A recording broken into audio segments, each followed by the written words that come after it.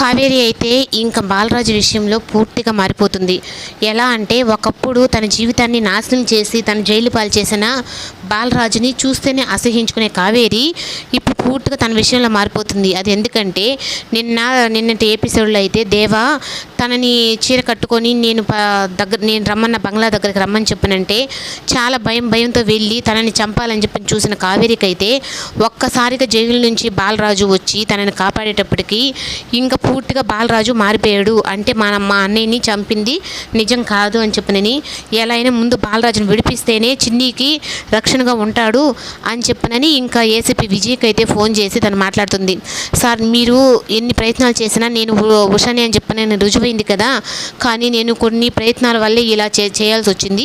నేను ఏ తప్పు ఆ రోజు చేయలేదు సార్, కానీ నన్ను అన్యాయంగా ఈ కేసులో ఇరికిచ్చారు, ఇప్పుడు నా భర్తను కూడా అలాగే ఇరికిచ్చారు అని చెప్పి అనేటప్పటికీ ఇంకా ఏసీపీ విజయ్ అయితే అందులో చిన్ని అని చెప్పంటే కొంచెం బాగుంటుంది, తన కూతురు లక్కలోనే అని చెప్పని అనుకుంటాడు. ఇంకా అలా చెప్పేటప్పటికి సరే నేను మొత్తం మీకు చేస్తాను, కానీ మీరు నాకు కావేరీనే అని చెప్పనని మీరు నాకు లొంగిపోవాలి అని చెప్పనని ఏసీపీ విజయ్ అయితే కండిషన్ పెడతాడు. సరే సార్ నేను అలాగే మీకు లొంగిపోతాను, కానీ నా భర్తని ఈ కేసు నుంచి ముందు విడిపించండి అని చెప్పనని తనైతే కోరుకుంటుంది. అప్పుడు ఇంక ఏసీపీ విజయ్ కూడా అయితే సరే నేను రేపు రాజమండ్రికి వస్తున్నానని చెప్పని ఏసీపీ విజయ్ కూడా అంటాడు. ఇంకా తనని ఏ లాయర్ కూడా సత్యం కేసు విషయంలో బాలరాజుకి వాదించకూడదని చెప్పనని దేవా అయితే అందరికీ చెప్పి చేస్తాడు. కానీ ఏ ఒక్క లాయర్ అయితే బాలరాజు తరపున అయితే రారు.